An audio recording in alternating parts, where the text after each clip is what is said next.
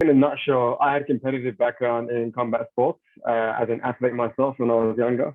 And by way of, finishing school and choosing a study option thereafter, sports science is what I chose by way of just enjoying sports. And so as I steered away from competing as an athlete more towards, I guess, being in the industry as a professional, I realized that the sort of facilities and resources that were available to a lot of other sporting populations, athletes, weren't really available to combat athletes. And that's when I realized that there was definitely a need for those services. And me being in the community, I could see that combat sports was growing really quickly around the world.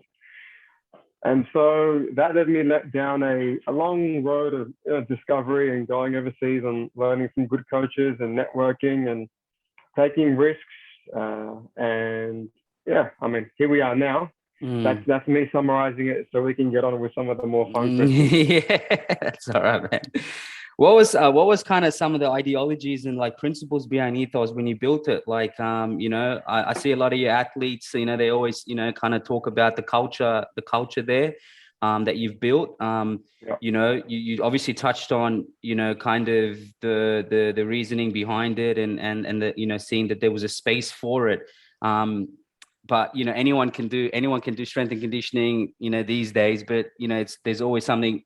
There's deeper layers that drive people there, and obviously you look at your stable, man. Like the people that are there, and the athletes that do come and train there. It's very, very top tier athletes that obviously you of all people know, man. They're trusting you a lot with that aspect of their training, right? So what was some of your ideologies and principles going into Ethos, thinking like this is what I wanted to kind of represent? Like what were you thinking when you were building it? So I say that Ethos is the name of the brand, right?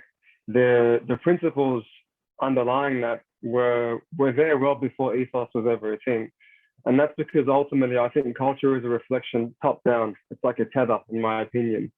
So me being the person who started it, the people in the room, the team that we're building now in terms of coaches and staff, they're all ultimately going to have qualities and characteristics that I can resonate with. And that's what makes the culture really special here. So I'd say for me, if you think about it this way, it starts with me as a personal trainer back when I was in my 19, 20, 21 years, and slowly volunteering and working with athletes for free to get a name in the space. Because just like you mentioned yourself, trust is definitely a barrier with athletes, particularly with combat athletes. But I think with any athlete, and rightfully so, because they're committing so much to their sporting pursuits. To invite you onto their team and to hand over some cards to you in that regard, I think it's something important to them. So at the moment, it's organic. It's easy to build trust because, like you said, we have a lot of credible names in the building and people can see that what we're doing is working, but it wasn't always the case. And so to me, the culture is special because I've been very dedicated to the space since I started, and that hasn't changed, and it won't change. And I bring people on board that have similar qualities.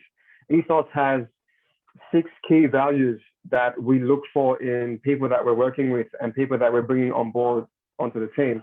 And I'm looking at it right there. The first value is caring. The second one is attitude. The third one is work ethic. The fourth is challenge. The fifth is education. And the last one is to enjoy. The last one and the first one are big ones for me. It's caring for people and it's having fun along the way.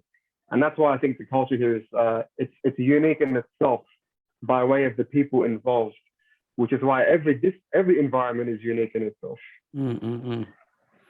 That's pretty well explained, man. But you're talking about obviously the different athletes that you have there now, and I would dare say the approach to, every person, let alone an athlete, is different, right? From mindset to how you approach them and how you deal with them and etc. What is it like in that sense for you with with all these different athletes that are there? Each one has their own kind of chemistry makeup of how they deal with things, whether it's adversity. You know, obviously you'll have guys come into training some days and they're down, and you know, it might be your job to kind of get them up. How's your approach in that sense, given the vast different types of people that are there, not just athletes, right, but like just mentally people you got to approach them a bit differently. So how's your approach to that situation? Because you know, a lot of them kind of, you know, are at the top of their game as well. So, and a lot of them probably approach things differently, and you can't probably say, you know, one size fits all kind of mentality, right? So how do you kind of deal with that situation? So I interpret that as two separate questions. Yeah. The first question I interpret is the approaching it from a business systems perspective. So what systems do we have in place to work with athletes of various contexts? The second one is more of my personal approach when I'm speaking with athletes, and I guess my philosophies as a coach. So which question are you answering first? Let's go with the first one. The first one, yeah. Okay. So it's the first question, which is more about the business and how we approach working with athletes. That system is constantly evolving and growing and changing. It's changed so much and for the better over the last 15 months. And I attribute that to the team that we're bringing on board, the fact that we've got more funding, which means we can bring on more equipment and better staff and innovate more. And the second one, I won't skip too soon. In terms of systems that we have working with our athletes, look, it's initially when someone wants to work with our team, we go through quite a comprehensive induction procedure. It involves physical testing, scheduling, a lot of discussions and communication around how they can organize themselves better to get the most out of the training schedule, which is something massive with not just fighters, but a lot of athletes. Mm-hmm. But let's stick to the context of combat sports. There's a lot of misinformation, social media doesn't help. And because combat sports aren't regulated by a central body, even at the highest levels, there is a lot of leeway with getting caught with fads and unfortunately, ineffective training methods. And so our systems include, like I said, an induction process. And then of course, we've got programming styles and strategies that although we do adopt some changes over time, the core of it seems to work for us and has worked for me over the last 5 years. And so the base of the tree is always going to be there, and we just change things at the top every now and again. Me personally, as a coach, as I've gotten older and spent more time working with combat athletes, I like to spend time getting to know the person. And that's why I like when you said, different athletes that are, different people. And ultimately, they're people first. And every person is completely different. Mm-hmm. The way like you said, the way they perceive their emotions and deal with them, the unique social and psychological challenges that they have outside of sports. And the way I see it now as a coach is it's negligent on my part to not try and address that at all. And I don't step on other professionals' toes like psychologists. I know my scope of practice, but these days I try to connect with the athletes a lot more and get to know them. And for me, once I can do that effectively, training them is a lot easier because they trust me. I definitely agree with that. I mean, that's something that I know that like I've personally experienced in life, but I've seen other people as well, is that you genuinely see that if there's that emotional connection and understanding from an emotional perspective, you really do get the best out of them. Because I just think there's that sense of trust, but also there's that sense of them at a deeper layer than just the fact that they're just here to do the program and get, get fit, go through the program and prepare themselves for whatever it is, in this sense, say a fight or whatever it is. But I think, there's a massive gap where you can increase, not just the output, but them just in terms of how they deal with things just by getting to know them more personally, and I really do like that aspect. And I do see a lot of really good coaches, like you just highlighted yourself, really taking that seriously and making it a point to actually, develop that relationship with them at a deeper level, as to just, kind of coach and athlete kind of thing, which is good. Ultimately, all of those things influence your program, essentially. it's quite easy to let someone walk into a gym and just go through a training session and leave. I see that as ineffective. Understanding what they're doing outside of the gym, what sort of stresses they have going on that aren't necessarily physically related or training related. All those things impact what's happening in the gym and ultimately in their performance. And so we definitely touch on those things. And I speak with all of my coaches frequently about these sorts of discussions and topics and encourage them to have, obviously appropriate discussions with their athletes, because there's a lot to gain in the relationship with those discussions. That's true. With Can I interrupt? No, you didn't interrupt. That's all good. Go on. The thing is too, cultivating that sort of relationship, it's fucking tiring. It's draining because it's energy that you're giving and it's genuine, and it's not always easy to be the person that's there to talk and help and listen a lot of the time also. But I genuinely think that and establishing a good relationship is the forefront of an athlete's success with a coach. Yeah, 100%. I mean, the one thing you touched on is that the energy, that aspect. I mean, something even as you get older, I'm sure you're in the same, including myself, is that the value of time dramatically increases in your life. You really, I think when you're a bit younger, you don't realize that there's, it doesn't have I guess a physical dollar value to time, but time is fucking a very valuable asset and a form of currency. And as you get older and you're dealing with things you got to find, you start to focus on specific things. You realize how much giving time and then taking time, and not just the one way of giving it, but even taking people's time. It's a lot of value. There's a lot of value, and you realize how much really goes into it and how important it is as well. So I completely agree in that sense as well. When you say, the energy expectation, the energy you're giving into it as well is some days you're gonna have to dig deep. Even you as a coach, right? We're gonna have to dig deep in certain situations. So I completely agree, and I understand that as well. Another thing it's that not even so much as a coach. Yeah. It's as a person. Person, right? Yeah, 100%. Yeah. Person to person, genuine interactions get tiring. Yeah, of course. If you're doing it with 10 to 60 people throughout the week, there definitely needs to be time set aside for your own what am I trying to get at here? You need time to, I don't like the word re-energize, but time for yourself to explore what's going on with yourself. Yeah, 100%. Yeah. But it's not till you find yourself in that quiet space, you get to kind of really dig through as well, right? So you need the your own silence to be able to shuffle through whatever's going through your mind. So yeah. Another thing, man, that I've really liked that you've done, and shout out to Rashan, and Rashan's actually is actually actual family too. I'm known through family, so Rash. So, but yeah, it's fucking hilarious, man. But you've done a really great job. I've seen over the time integrating like nutrition and physio and recovery and all those aspects, and working with other professionals in their field, which I must commend you, bro. Like that's it's.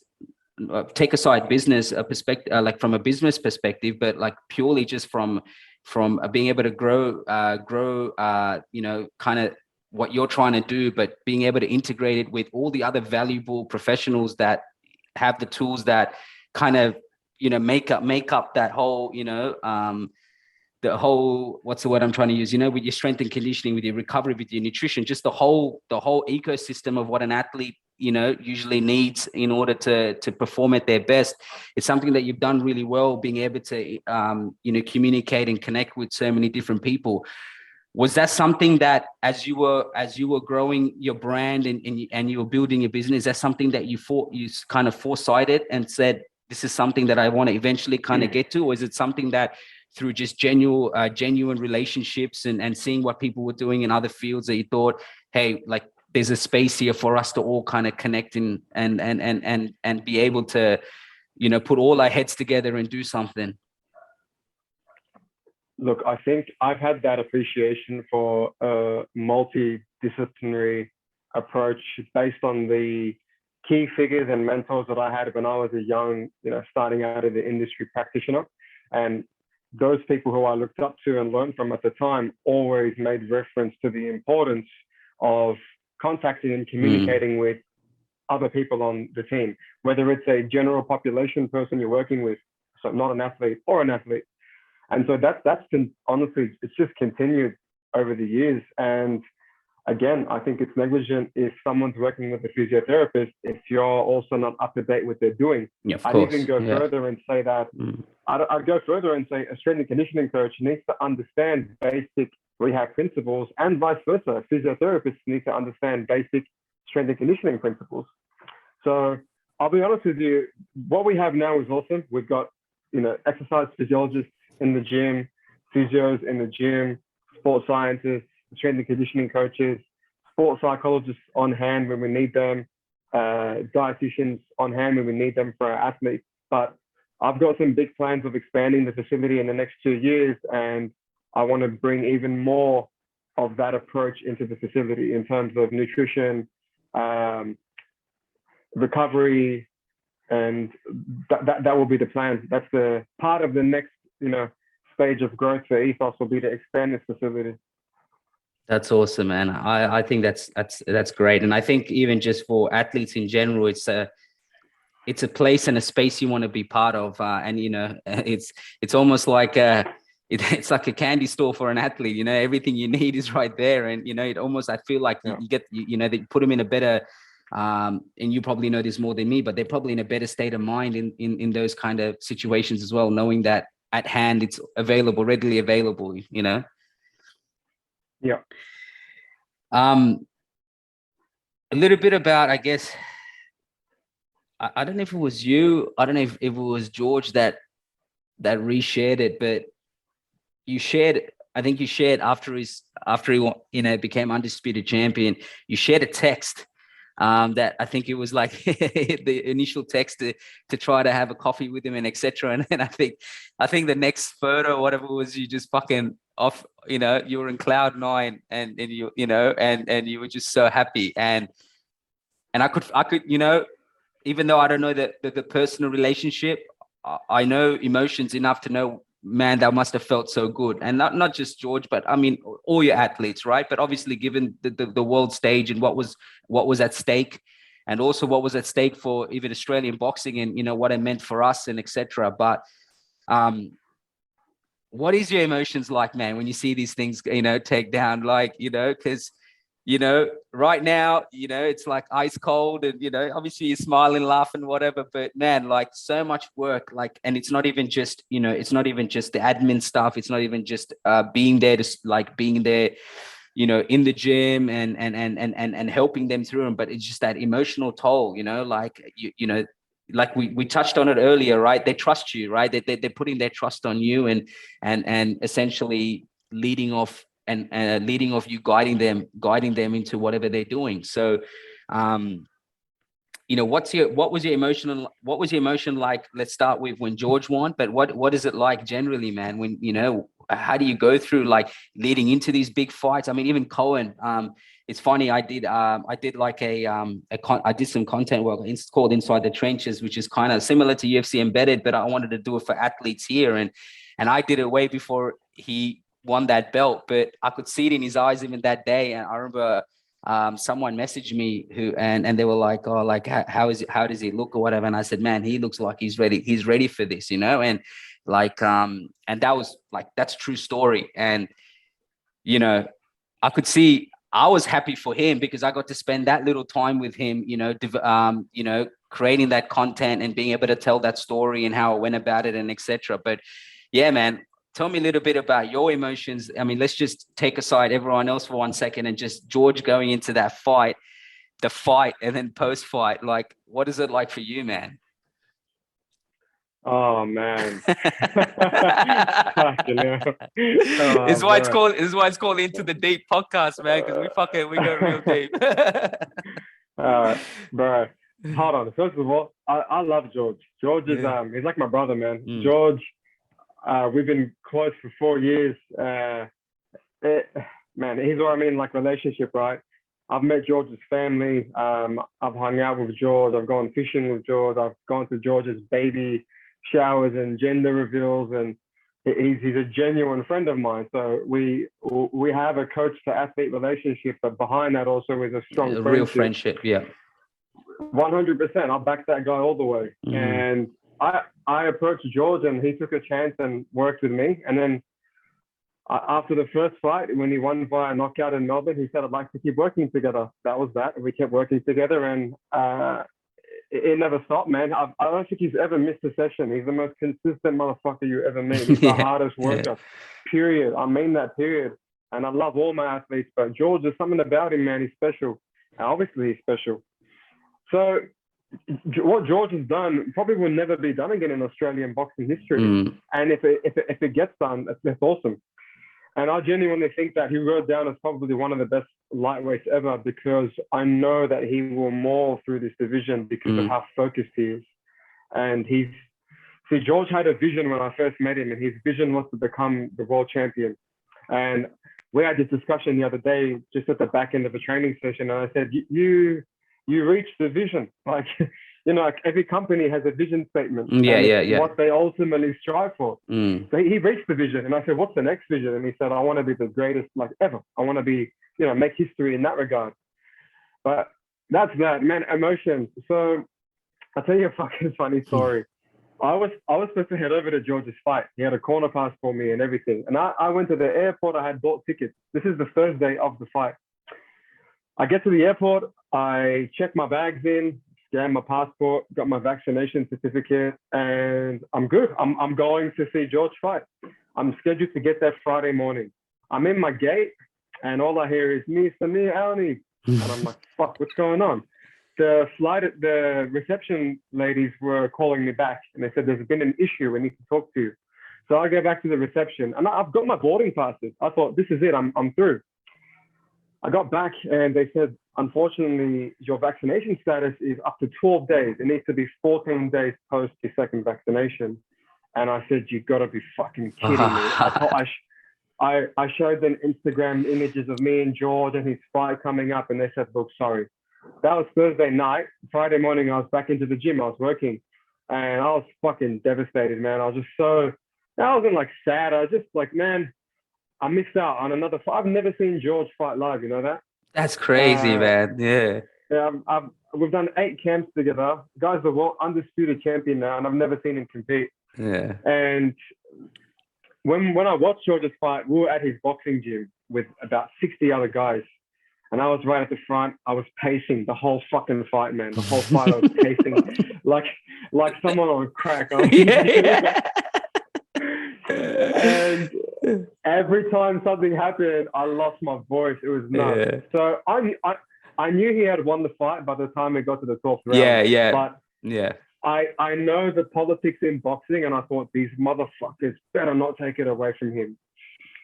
Man, when they raised his hand and it was announced, even now it's surreal. It's surreal because I'm so happy for him, man. Honestly, and I was crying that day in near the boxing ring, crying from complete happiness because I had a quick flashback, and I only was a part of his journey for the last 4.5 years. I wasn't a part of all his amateur career, but I know how much he's been through with boxing and his dad and politics and the difficulties and what it takes to climb the ladder and get to where he is. So just seeing it all happen for him, it was just surreal, man. I was so happy. I was so fucking happy. I took 2 of our coaches. We went straight to the casino. I spent over $1,000 on dinner. Oh, it would have been a good day to be with you, bro. What was that? What's the name of the Japanese place in the casino? It's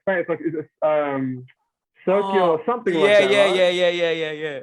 So I arrived. She's the lady at the front says, do you have a reservation? I said, fuck the reservation. I said, I'm about to spend some money at this place. So we sat down, drinks when you come. I'm like, give me 3 of your best like pisco sour cocktails. Bring the next one. Bro, we had like Wagyu marble. We were That's how you fucking celebrate man. it, bro. But that's how you celebrate it. Yeah. That's amazing, man. I mean, I can't imagine it, man. Like you said, it's just, I mean, you know him from a personal, especially that personal relationship, that real good relationship, you know what he's been through. But even you know, like you would have been riding that wave so much, man, with all the work that you guys put together. And even like me, like towards the end of the fight, I felt like he had done more than enough. And even when I was watching it, I was like, kept saying I didn't say it out like physically, but I was saying like, don't deny the man, like he's done enough. That's what I was thinking in my head. I was like, man, this guy's put on a fucking performance of a lifetime. You can't deny him, you know? But I can't even imagine. You're saying about the little, like you're riding the wave, but even just when that fucking right hand came in that early stages and he dropped him, I was like, fuck, this is going to be fucking. And that was at the start of the fight, but that just for me, that moment set the tone. I was like, this fight is gonna fucking be amazing. That moment just turned everything, you know. I was like, wow, like yeah. So at the gym, there was a group of guys. There was a group of guys sitting upstairs in the mezzanine area, and they had a separate TV, about like 20 of them. Downstairs, there was us watching the TV in front of the boxing ring, about 20 of us. Yeah. The TV upstairs was officially streaming live. We were about 1 second delayed. behind. I fucking hate that, man. We're watching. It's the first round. We're watching, and then all we hear is upstairs. And then we're all like, what the fuck? And then he knocked him down, and then we were like, just went mental. That's hilarious. That's hilarious. It's funny you say that, man, because it's like when I watch at home and then sometimes I'm talking to my cousin or something, say for example, watching footy or something like that.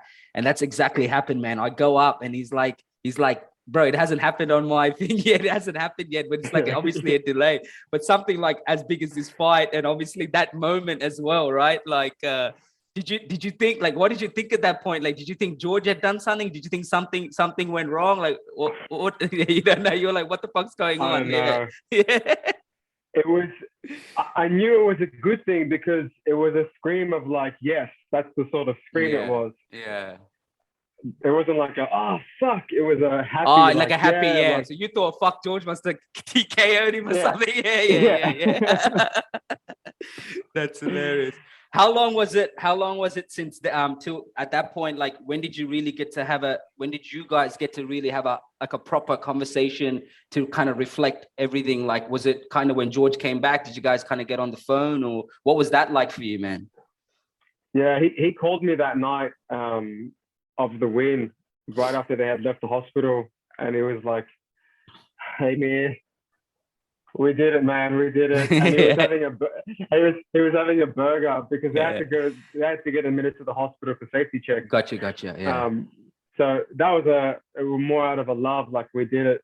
But we had a really good chat once we got back, man, and we got back into our regular routine. That's good. So in the gym, we spend almost 4 hours a week together.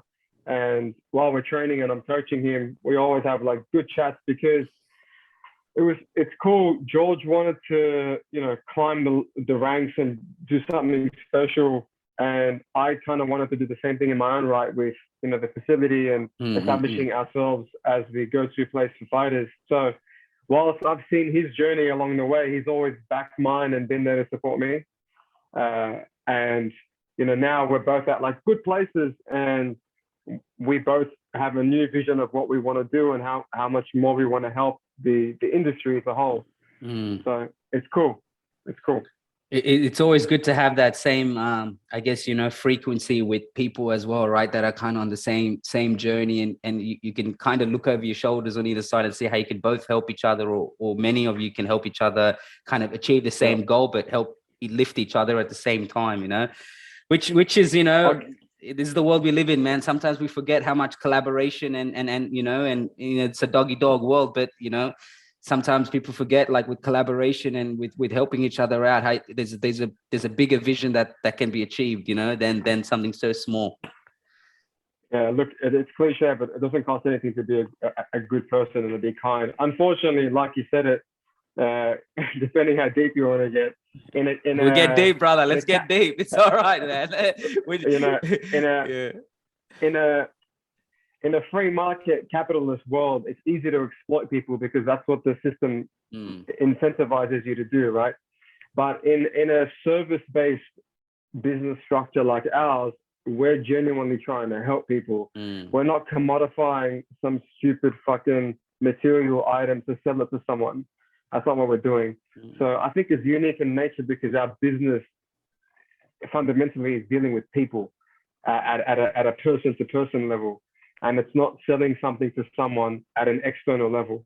So, yeah. I don't know you how know what? we got there, but but like you said, man, it's something that I've come to understand. Like even with everything that I'm trying to do, like even when you're a bit younger and stuff, like people, you always kind of get told like how to find something, a way to give back, and then you sometimes it's so hard to align giving back without thinking, okay, how do I give back, but then still maintain and do something that's successful, like where I'm going to actually do something that's going to not so much benefit, more than benefit, but actually build something, right? Sustainable for your life. Sure. But you do, there are ways, and sometimes, it's how you look at it. And it's, for example, and the reason I'm bringing this up is because it's something that it's conversations that I've had with people, and one of my mates is a kind of he's a men's personal coach, and it's something that I always have a chat to him about. And it's that there is ways to build something sustainable when you can align yourself with how are you giving back.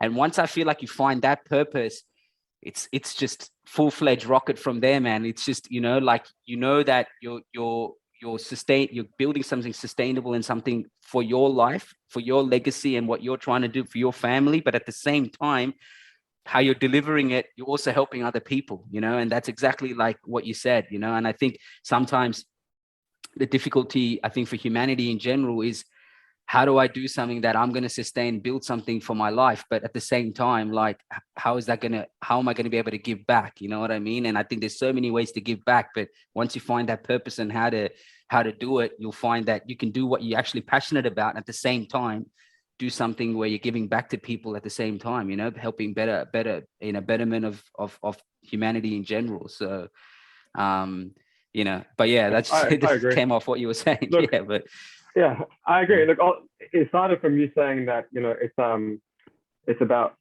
helping people and giving back to people, which I completely agree with. I think at the end of the day, we need to play the game, and the game is one that is centered around currency, centered around the dollar, right? Just being a good person isn't going to help me establish a facility that can help people, 100%, right? So you need to understand the game, play the game, but also know what your values are along the way, and that'll keep you grounded.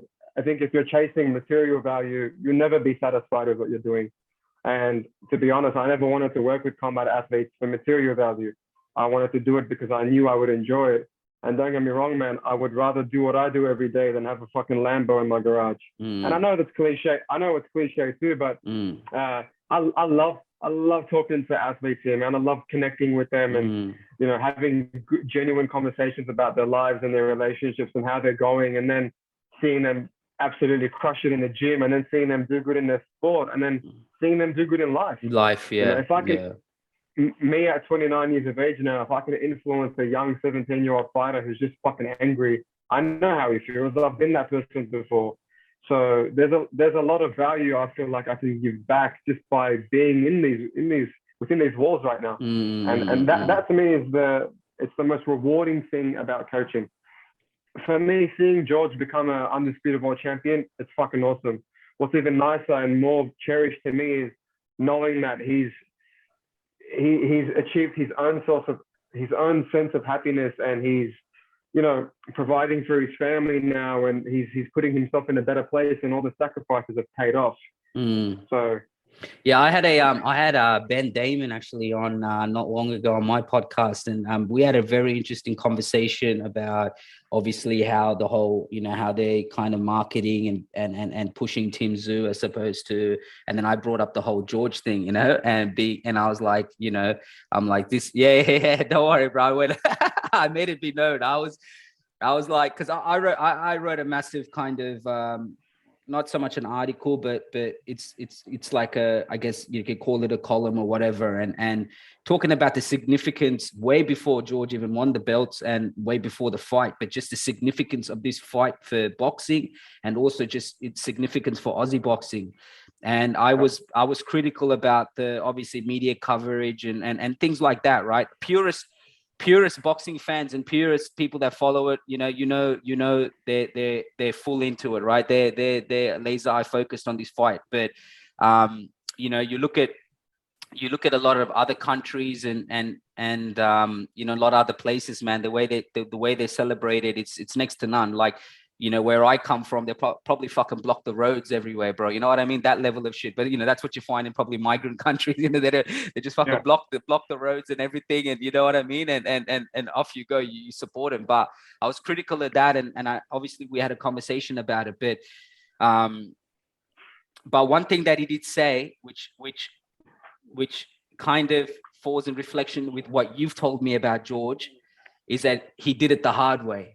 He goes, George kind of, he went out, he didn't kind of go through this, whatever, they want to call it, the system here with main event and all of that, but he kind of went and did the hard work, and it's something reflective of what you're saying, is that, man, this guy put in work. Like, he didn't get the push, like, you know what I mean, that many did, but he went, he trained with the best, went overseas, fought a lot of people in their own backyard, and rightfully so has earned the right to have arguably, probably the biggest boxing for a match that's going to take place in Australia at some point. I know he's calling for it.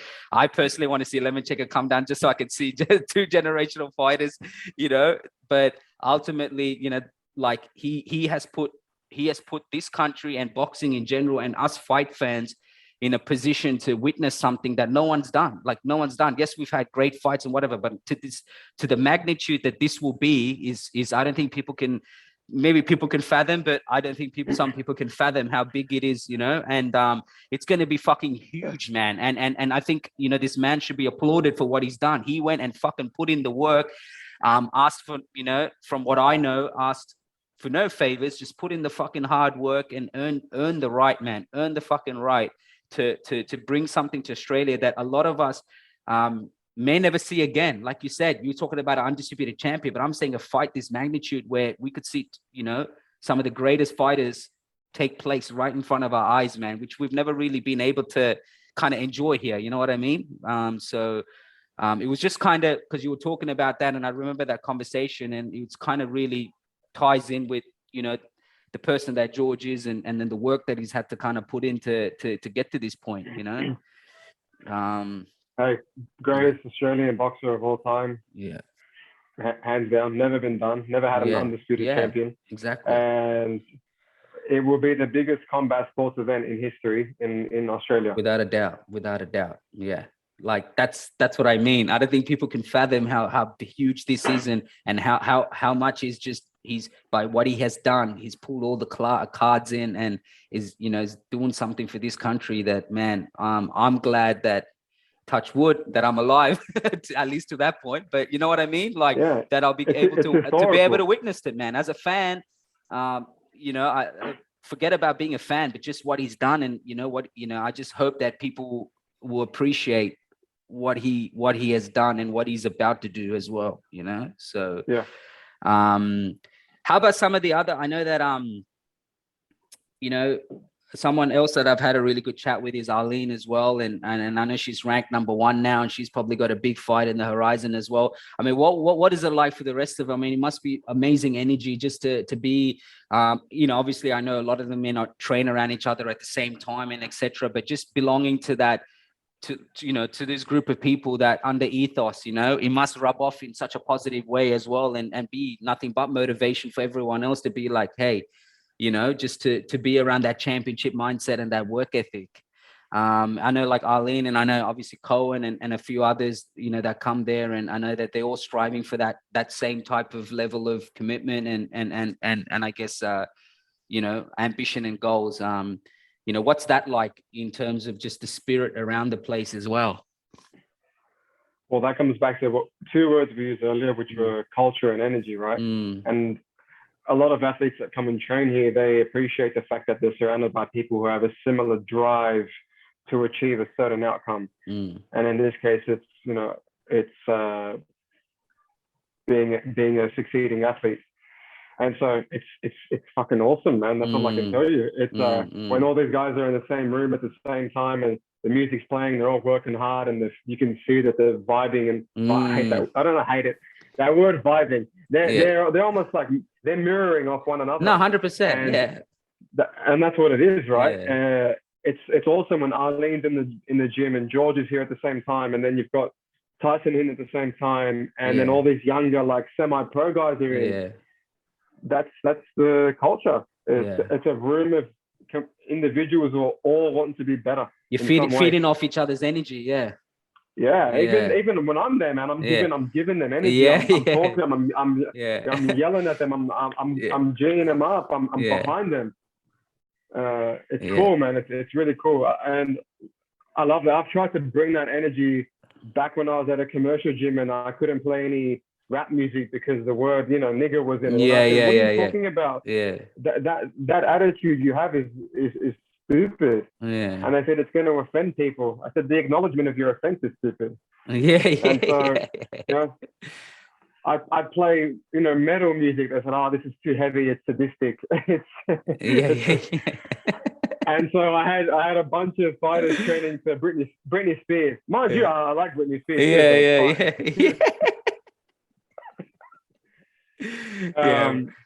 But nothing like hip hop. It's cool.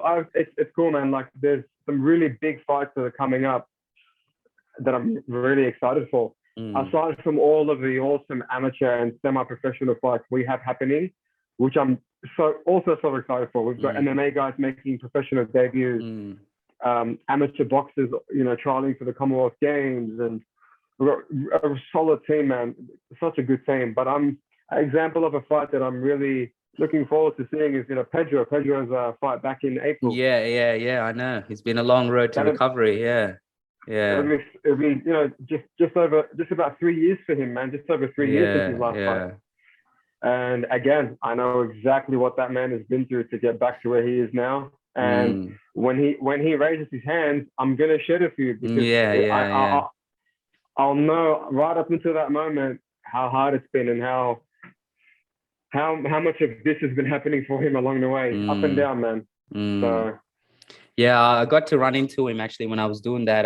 When I was filming Cohen, he was down at Dreamtime Fighters, actually hitting pads. So I got to say hello to him, and yeah, it was just good to see him. I know. Obviously, I've been following his journey a little bit, and obviously because I know the physio guys and whatnot, so I kind of know that he's coming back from a long stretch. But I saw the fight was obviously announced. It was good to see him, you know, finally come out the other side, which is amazing.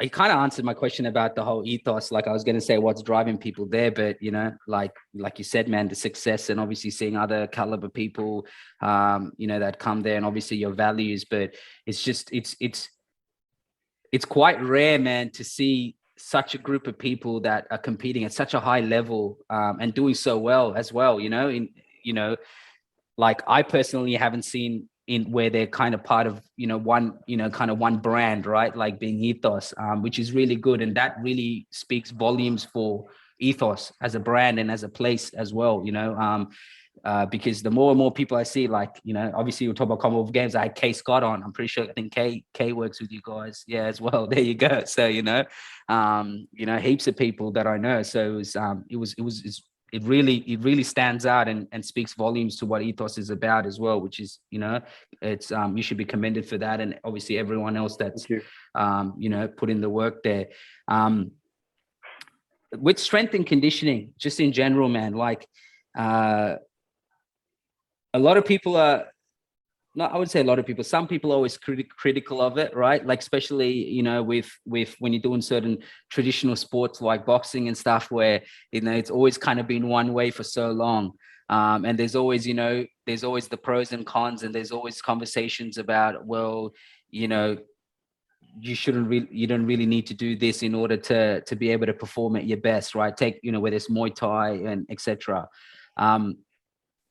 From your perspective and from you being in the game and a professional and an expert in what you do, what is it about it that has helped aid athletes to be able to perform at such a high level? I mean, you spoke briefly about even George after that first knockout in Melbourne, and I'm assuming him wanting to work together a lot more was him realizing the benefit of whatever he's been through, at that point leading to that fight. For you, what is it about it, like, that you're finding that's aiding it? Is it, and I, we don't have to go into deep science about it, but, I guess, yeah, just in general. Unless you got to go deeper science into it, then you can. But yeah. Yeah. Look, it's important to understand the science, but it's also valuable to keep things simple. So, look, I think come fight night, and when the fighter is competing, so much of what's happening in that fight is up to how the fighter handles their emotions and their psychological states on at the night of the fight or the day of the fight. And so those are things that we don't directly have strategies for, but I personally do have discussions about it, and I like steering my athletes towards having strategies around that, because I definitely, particularly in combat sports, value that side of things. As strength and conditioning coaches, we look at preparing the athletic qualities of a person, right? We look at making them stronger, more powerful, improving their energy systems, or their cardio, making them more efficient in utilizing certain systems. And what we do is quite general. I like the metaphor of like a mechanic, where the mechanic with a tool belt, and we're servicing them and making sure they're always like on the Formula One race, and they can always compete at a high level. So understanding the science is important. And I've said this before.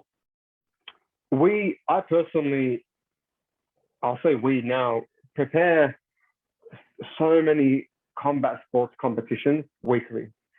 We work with over 70 fighters every week, like day in and day out, and from all faculties within combat sports: judo, wrestling, jiu-jitsu, boxing, Muay Thai, kickboxing, taekwondo, MMA, amateur MMA, professional MMA. And so when you see trends and certain patterns over years and years and years, you get good at understanding how to apply the principles. And the principles themselves are very, very sound and general, and they are applied to all sports. It's the application and understanding the context which is one of the key things that makes us different. So there are so many things that, when a new athlete comes to work with me, let's say specifically with myself, and they're a high-level combat athlete, there are so many things that go on in my head that I immediately acknowledge as, wow, that's over years and years and years of me working with this population, that I'm able to go, I need to see all of these things. So how do we aid the fighter? We make them more resilient to injuries. We improve their physical performance characteristics that enable them to demonstrate their skills. At the end of the day, it doesn't matter how strong and powerful you are if you're not skillful. However, if you're strong, if you're powerful, if you're fast, and you're well-conditioned, and you're very skillful, you look like George Kambosos when he fought Lopez. Someone who was very strong in the pocket, someone who was very strong physically, had very good endurance in the clinching position, someone who was extremely conditioned to be able to fight probably for another 10 rounds if you asked him to, knowing how George is. And so those are the qualities that we like to work on. But at the end of the day, George had to put it all together on fight night, and George had to put in all the hard work over the last however many years, showing up to training, doing all the things that other people forget, like actually scheduling recovery. And those are all things that we speak about. So we're like the mechanics, man. We make sure the motor's running well. We make sure it's efficient. It's a big motor. It's fast, powerful. And at the end of the day, they need a good driver behind it, and the athlete's the driver. I mean, even George, I mean, like you said, even the recovery aspect of it, like recovering, not just like in terms of like after training, but even recovering in the heat of a fight. Like, George got knocked down and he was in that situation, but man, the boy did not take a back step, but then he recovered really quickly. And I guess that's something that people don't really realize, that, don't really see that aspect of it as well, which is how well you recover from a situation you put yourself in, right, where you're facing a bit of a hurdle as well. So yeah, definitely. There's correlations between increased heart rate, hyperventilation, so excessive breathing, especially mouth breathing, with central fatigue and other peripheral consequences. So be it. And when someone is back at the corner and they're going, they're not recovering. They're hyperventilating in that moment. And so when they're back out on the next round, they're immediately into that state again, which is inefficient in terms of respiration and getting the right amount of oxygen. And George has they did a VO2 max test on George. A university did it about 3 years ago. And they said that he had a VO2 max similar to elite level endurance athletes. Wow. Now, of course, there are genetic components that he might have a natural tendency to have that. But I'll argue that George, to be honest with you, isn't a natural genetic, athlete or freak. He's a fucking hard worker, man. Yeah. Everything is to the fruits. Everything is to the fruits of his hard work. But yes, definitely agreed. His intra round recovery was phenomenal. Phenomenal. And that's a testament to the fact that his body is so efficient with all its systems that it's just like replenishing things, like a motor. It's just synthesizing and going again, and he can do that because of the work he puts in. Well, Meer, man, I won't take too much more of your time, but man, I really, really appreciate this chat, bro. Let's get deeper, man. Well, we can get deeper, brother. Don't worry. Nah, man, I just think it's great, man. It's great to see. It's great to see what you're doing. For me personally, part of what I do is important to kind of highlight that to people in general, but.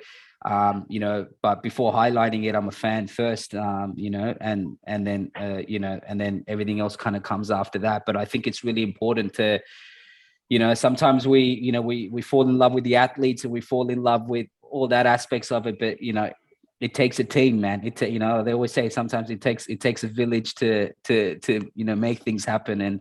And sometimes I think that, not all the time, but sometimes those things get overlooked a little bit, and you forget that there's all these other people that make up everything that we kind of seeing, you know what I mean? And I think it's just as important as well. Yeah. And I just think seeing all these athletes and seeing the kind of the stable that you built there with all these different people that I've got to personally chat to as well, all of which always have good things to say, and you can see they're genuinely happy.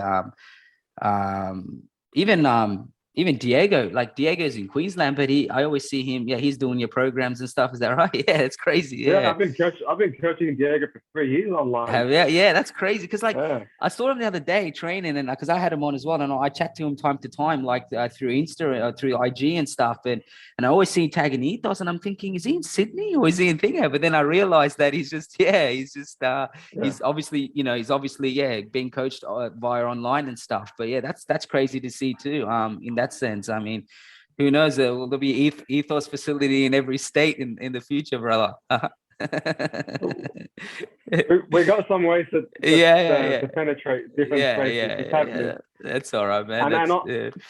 If I need to wrap up, I'll wrap up with two things. The first one is I'm really excited because I'm optimistic for the industry and the space, because I can see that it's moving in the right direction. Globally, there are good professionals around the world that are striving to, elevate the standard in combat sports. And I can genuinely say that it's happening. And I want, at the end of when all of this ethos stuff is finished, to have a long-lasting legacy on the industry, and hopefully, be able to say that I had an impact on combat sports industry for the better, well beyond my involvement in the industry. And the second thing is, man, I just want to acknowledge my team. Acknowledge my team, both past and present staff who have been here and left, and those who are here now. They've all ultimately added bricks to what is, the Ethos Performance building. And yes, I started it and I lead the ship, but man, these guys are behind me and they're sometimes ahead of me too. Yeah, So, yeah, you know, 100%. Yeah. couldn't have done it without all of them. I got a fantastic team right now, man. I love the guys. They're all hard and smart workers. They bring a lot of love and good energy into the building, and I'm fucking excited for all the stuff that I know we're gonna do. I think it's also the fact that, man, like, it seems like, I think I saw a post. I mean, you were part of that little kind of session, but I think it might have been your physio or someone that was going through some mobility training. But it's funny, right? Like, obviously, you know, this is me and my fucking deep thinking, but even just what I thought about that when I saw that was that you should be commended because you're giving them the space to thrive in what they enjoy as well. I mean, I know it goes both ways, man, but it seems like it's something that's important for you, is that, hey, like, probably most than most, but sometimes you can tend to creep into other people's kind of, space and kind of, be like, hey, try this, try that. But you seem like a guy that kind of values what someone's bringing to the table and give them the space and platform to thrive in what they're trying to do, so that holistically everything kind of works together. Would I be right in saying that? Spot on, man. Look, Yeah. I won't say lucky. I'm grateful that I've got a very good group of business coaches that I work with now. And in the past, I've had close friends that have always been there when I've had questions, and again, good mentors stemming from almost 6-7 years ago now. And my take on being the leader, I don't like the word boss. I'll call it leader. Is I like to lead by example, and I don't like to put people in a shell and make them do things my way. I think it's a very toxic quality. I like a more creative, feminine quality of you all have unique qualities, and I want you to show me what they are and bring that to this place. Then if you're here because you're probably meant to be here right now, by way of the fact that I've gotten along with you so far for you to be involved with Ethos. Yeah. And I like the term. I listened to a podcast on business. It was called intrapreneurship, which is letting someone thrive within an existing business. And that's what I like to do with my guys, man. I don't like to micromanage them and tell them what they can and can't do. We catch up weekly within all of my coaches and the team, and we look at ways to enable their own personal interests and how we can make that something that exists in the business. Perfect example is with all the team sport and basketball and rugby traction we've been getting over the last 12 months. Although I do completely love and having those guys around, that's definitely more of a passion interest of one of my other coaches, right? And I love being able to support him and letting him grow that while I help him with it. Man, one of my things I always say is I wanted to be the coach that I wish I had when I was competing as an athlete. That's a good way to put it, bro. Yeah. And as a business owner and as a leader, I want to create the place that I wish I had when I just finished university. Yeah. Well, I guess if you I mean, in a funny way, I mean, that's just how it's meant to go too, right? It's everything you've learned and you've kind of experienced, you're going to turn around and try to, not so much reciprocate it, but yeah, try to do better and create something that you feel like is missing, right? And that's really where you are right now, is something that you identified that needed to be done. And you've gone ahead and done it. And in terms of going down as someone innovator, man, I have no doubt in my mind. Obviously another good person, I've chatted to is obviously Geordie as well, and what he's done. And I've had great conversations with him, and I personally think when it comes to that space, man, he's someone that people are going to really remember and respect and say, hey, just because of some conversations I've had with him, and there's been conversations where I've asked him his opinion based on other people doing something similar, with nutrition and dietetics and his principles and how he's kind of gone about it and why he kind of went down his lane with, his philosophies. Like I've asked you with, his ideologies and, a lot of athletes that I talk to, especially lately seeing them, how they're so surprised that being able to eat so much even during,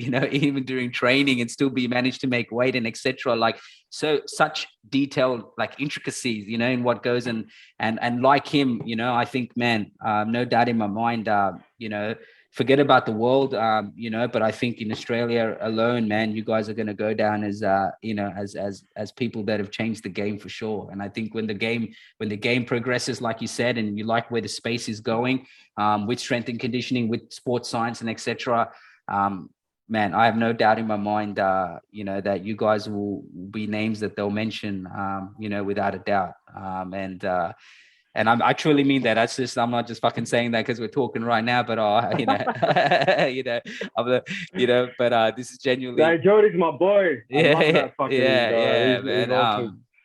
He's awesome. So there's certain people. He's a professional. He's a rowdy guy too. Yeah. Hey, most professional guys are fucking rowdy. You just gotta you just gotta get him on the good day. You know what I mean? But I've been working with Jordy, man. We kind of like cracked the market and was like because I saw the early days, even the early days, you guys were traveling together, and yeah. Early days, bro. Like sometimes we're like, fuck, man. We've been working with fighters for quite like a respectable amount of time now, and he was like me, man. He ate a lot of shit to get to where he is, and you got to get good at eating shit when you want to make something happen. Yeah. No, I mean that's when I first really got to see what you guys were doing with way, like you're pulling in, other amazing professionals at what they do and passionate about what they do, and saying, hey, we can all help each other, and, for the betterment. I think, like we were touching on the more deeper side of humanity and the way we think and etc. And it's so easy to let ego and things like that get in the way and be like, nah, but what you're doing, and that the people involved in, and how you guys are all working together, I think, should be applauded, man. I think it's there's a bigger vision and a bigger goal that's going to be achieved in general that, I think, a lot of people may not appreciate it now, but to get to understand, hey, this is how you build something really successful, where you're going to genuinely help people, reach their potential, but also show how good business is done, man. You know what I mean? How to really put things together, and I think it's an important way to, it's something that I think people will need to, it'll be what is it? Study texts and things like that one day, man, when people sit back and look, how do we do it? I think what you guys are, I genuinely mean it, man. I think what you guys are doing is fantastic, man. And I've always been watching it from afar and appreciating it. So, but man, I could go on and on and on, bro. I can talk forever, but nah, I just want you to know, brother, I really appreciate what you're doing, and I'm sure that people, your athletes and the people that you work with, including your staff and your team, know that as well. But keep doing your thing, brother. Keep producing these amazing athletes, and giving us fans, like we get to reap the rewards in a certain way as well. You know what I mean? George winning was us reaping the rewards of, your hard work, his hard work, and everyone else involved. But what you're doing should be commended, man. And it's even better to have a better understanding and a deeper layer of who you are as a person, outside of just, hey, this is just ethos, and this is, this is the, the leader, and, whatever. But to really understand what drives you, man, the DNA behind it. And I think it should be appreciated, man. And that's kind of part of what I do is, man, just, let everybody fucking know, bro. That's, ultimately, but bro, I really appreciate giving your time, man. And I wish you nothing but the best, bro. And I wish Ethos nothing but the best, and hopefully see it grow bigger and bigger and bigger, and see, and set the tone and the platform, bro, for what's coming. I appreciate it, man. Genuinely, thank you for a good, honest, genuine conversation. I love having these discussions. And so let's run it back in a gear and see what we're doing. 100%. Yeah, no, I'm looking forward to it, brother. I'm looking forward to it. Definitely. I think after every big event or whatever it is, I'll have to pull your head into the podcast. And hopefully one day we'll get to sit right next to each other and do it, man. Because the Zooms. That's the whole idea of all of that, was my podcast setup. But the Zooms are killing me now, bro. we need some face-to-face contact now, But we'll make it happen, bro. How about this? If I'm in Sydney on the next one, you have my word, I'll come in. Yeah, for sure, man. For sure. Sounds good, man. Done. Sounds good. I appreciate you, brother. Thank you so much. Thank you, bro.